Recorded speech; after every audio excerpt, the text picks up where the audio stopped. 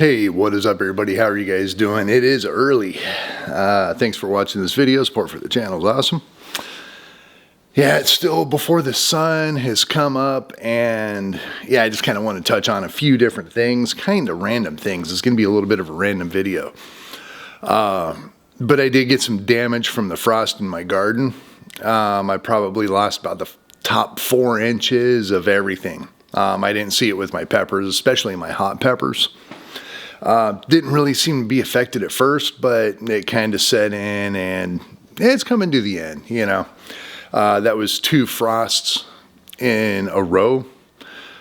It's supposed to be chilly, but it's not supposed to be freezing or frost warnings or anything like that. So as I planted determinants for all of the fall crops, they're already going in the blush. They realized there was a little bit of stress on the plant. They're going to ripen all their fruit, and that's going to be end game. So I got a lot of tomatoes to pick, got some peppers to pick, and I'm going to clean out everything in probably in the next week or 2.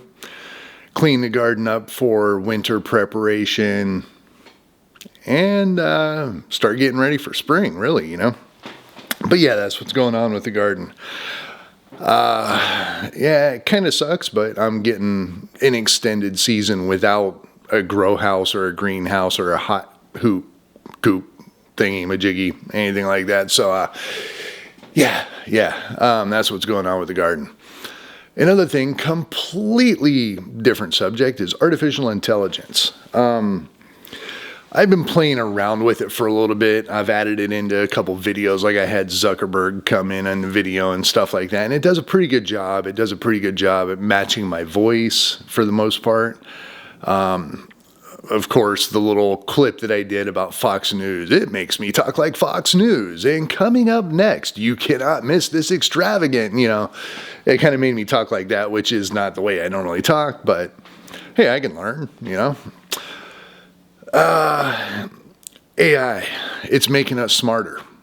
It's transforming, I think, the Gen Z and Gen A, is that who it is? The people that are being born right now, to a little bit more of a creative mindset. Now, if you haven't used AI yet,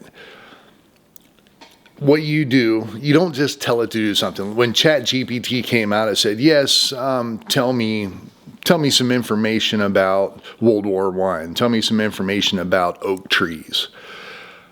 It's going to do a pretty good job about it. It's going to get information off of the internet, I should say, and conglomerate a group of information that they choose to be correct to present to you.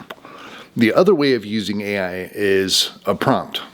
That's going to be a word in our vocabulary, like Google.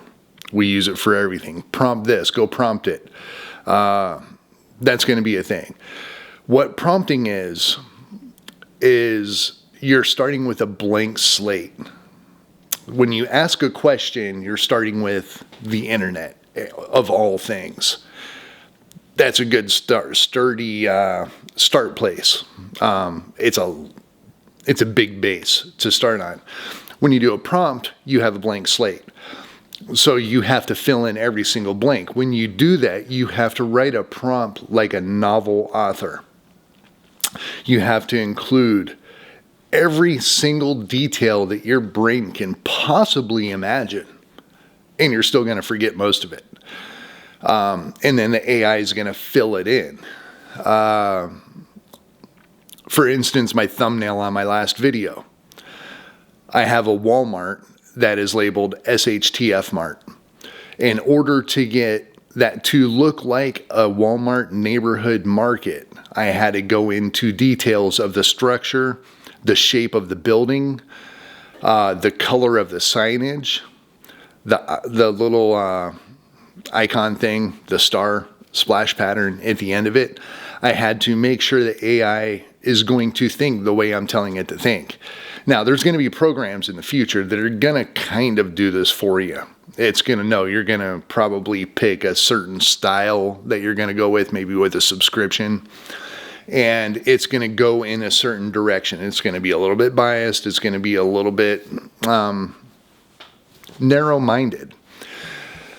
But those are probably going to be out there. They might even be out there right now, and I don't know about it. But when you write a prompt, you have to think like an author to include every single detail that you can think of. Now, we don't think that way right now.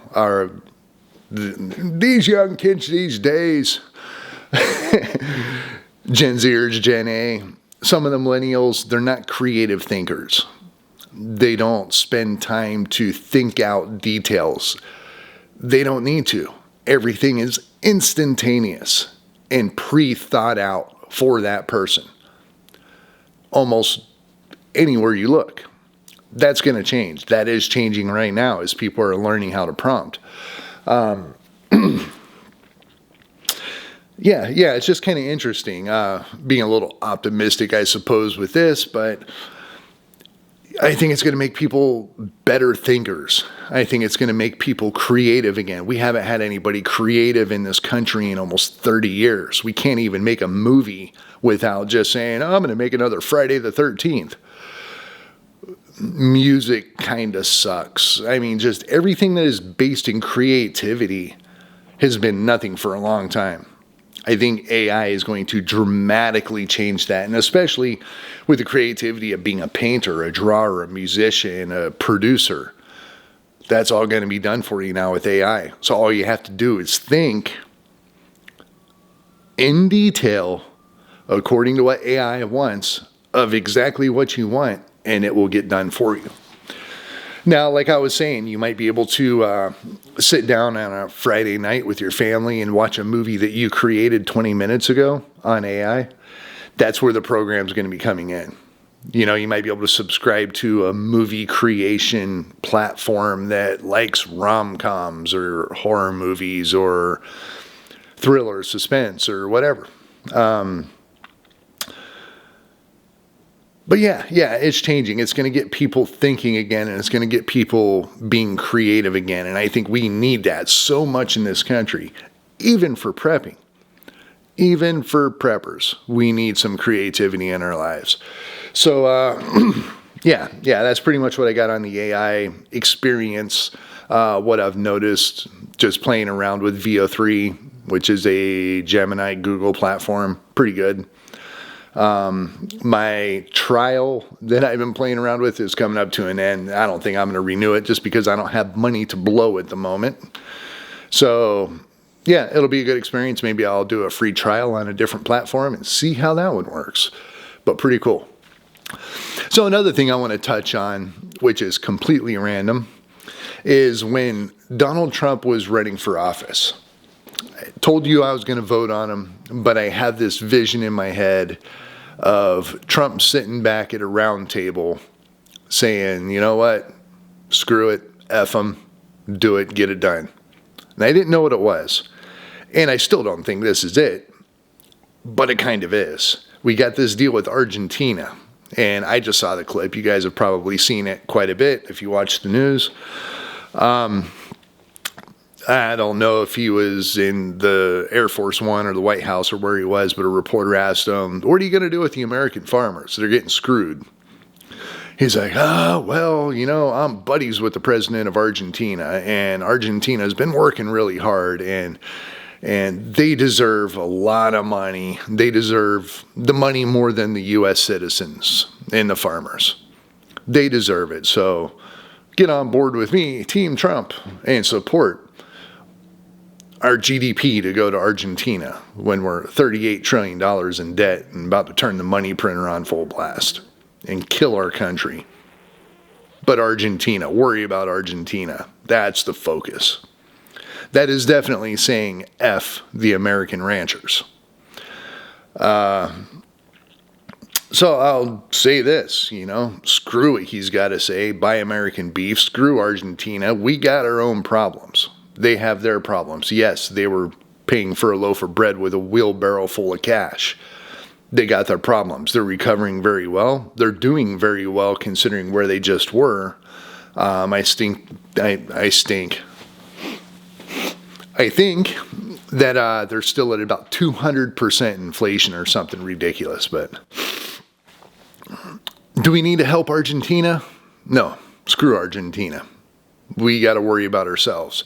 And that is definitely me leaving my little liberal blip that's inside my brain. I'm not out for the humanitarian aspect in the global problems that we have. I'm worried about us right now. I'm worried about myself in my own home right now. Priority number one. So yeah. I don't know if you're even going to be able to tell where your beef came from. That sounds pretty dirty if there's a woman watching, but if you have the opportunity to not buy anybody else, any other country's meat except U.S. raised, do it. Support America, support American workers, ranchers, farmers, manufacturers, truckers, bus drivers, support everything American. We need it now probably more than ever. And for Trump to go out and just completely throw the United States farmers and ranchers under the bus with no cares because he's buddies with a dude. Screw him. Screw him. Buy American. So yeah, that's what I'm kind of thinking this morning. That's what I woke up to. I might do another video today, so maybe plan on another one coming here shortly. And yeah, just had to get that off my mind. I got to sneeze.